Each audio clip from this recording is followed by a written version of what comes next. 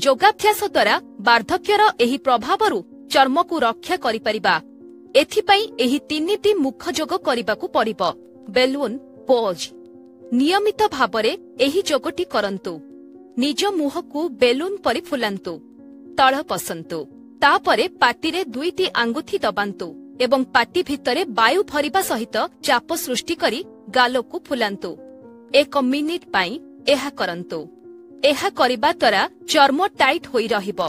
भी पोज दुई हातर बिसी आंगुठी ओ मझी आंगुठी को भी चिन्ह परि करंतु। वर्तमान एही आंगुठी गुड़िकू आखि तरे रखंतु ओ आखिर उभय पार्श्वरे चाप प्रयोग करंतु। तापरे तळकू टानंतु ओ आखि को उपरकू रखंतु।